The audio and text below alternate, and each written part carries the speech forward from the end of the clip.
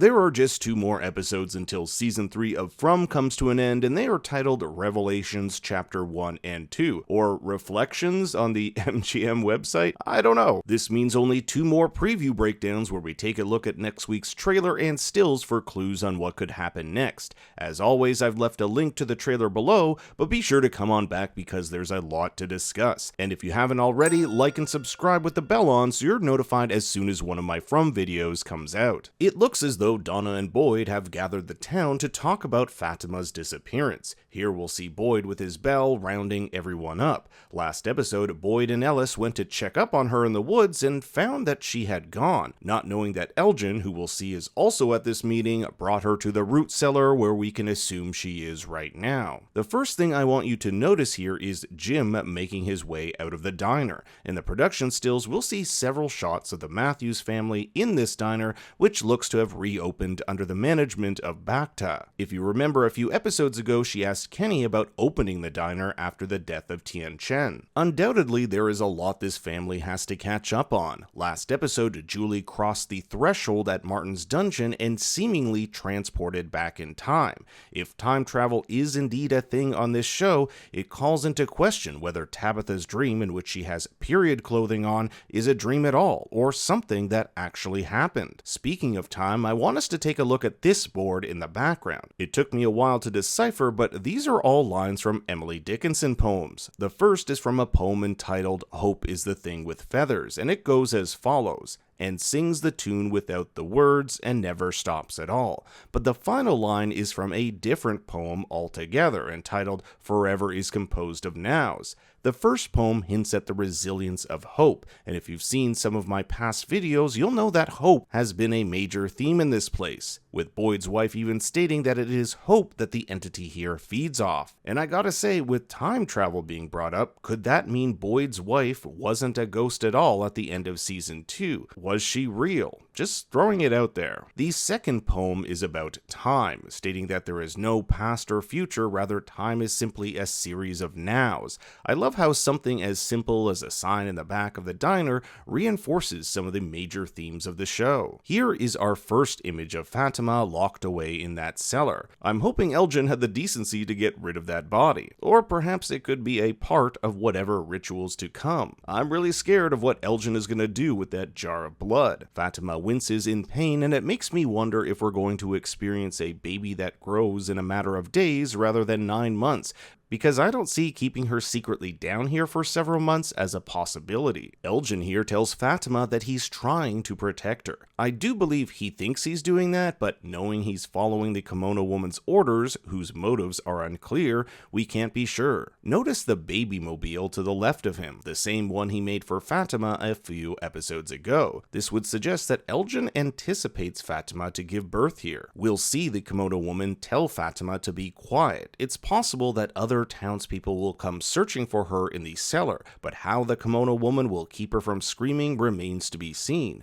Notice all the roots coming down the side of the wall here. If we're to believe the boy in white story that Victor remembered, the Ankui kids poured hope into roots that made the faraway trees, and we know that one of the faraway trees leads to the root cellar.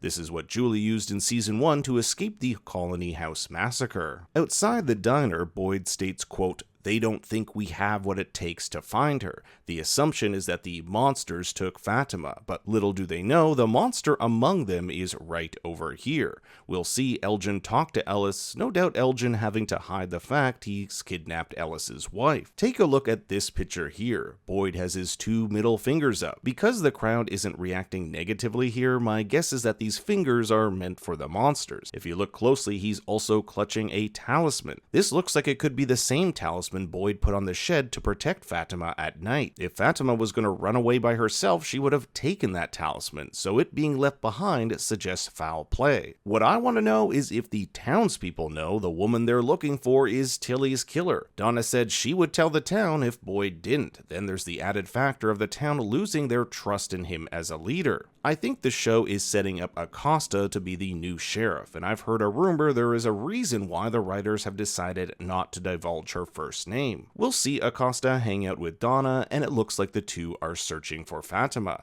We'll also see Acosta at Colony House reaching for her gun. On the opposite end is Kenny, also with his hand on his holster.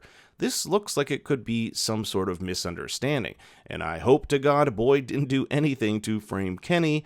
I doubt he would go that far, and Donna already knows Fatima killed Tilly. Here we have one of those creepy Ankui kids beckoning Julie and Tabitha to follow her. In this image here, we'll see them outside Victor's truck. However, we also see them near the root cellar. I wonder if that's where this kid is leading them. If they make it here, maybe that's why the kimono lady tells Fatima to be quiet. Now, this is an interesting shot of Sarah. It looks as though she's experiencing those voices in her head. I believe the last time she had such an attack was the finale of season 2, in which she said she could hear screams emanating from the ruins of Martin's dungeon. These screams are almost certainly that of Julie, Randall, and Marielle. In fact, the next shot is of Randall covering his head as the sound of cicadas take over. So there appears to be some sort of link between Sarah and the 3 townspeople affected by this attack. Now, this is really cool. Here we have Victor chopping down a bottle tree with the boy in white telling him to stop. Last episode, Victor remembered that the boy in white told Christopher to go through this tree to save the children. However, it was Victor's mother who went instead.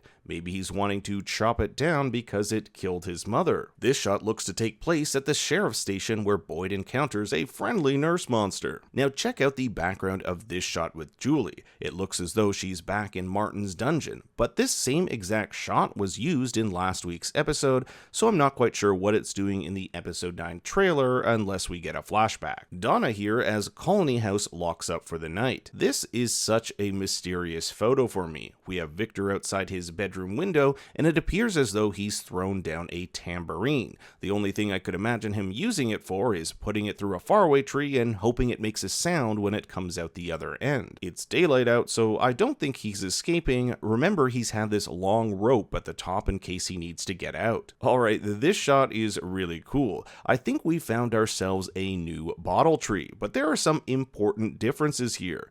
First, this looks like a bottle tree in progress, that someone was making it but never finished. You can see this box of bottles with string that have yet to be attached. You'll also notice that none of the bottles have scraps of paper in them. Henry is here with Jade. He's spent a lot of time in that bar, and he was even looking at Jade's numbers on the wall. I wonder if he found some sort of clue that led them here. We also have to talk about this building next to the tree. I wonder if we'll get to see what's inside. And no, I don't think these two have escaped the town and are in the real world. I want to end on this image of Donna. It appears as though there is something outside that she's looking at. We'll also get this image of Donna talking to Boyd, where she's right beside this picture of her sister who died in town. I could be completely wrong here, but I wonder if she's seeing her sister as a monster or one of the monsters talking about her sister. Remember, these monsters somehow know about our loved ones and use that knowledge to try to gain access inside the homes. It's a pretty crazy theory, but that's part of the fun of the show.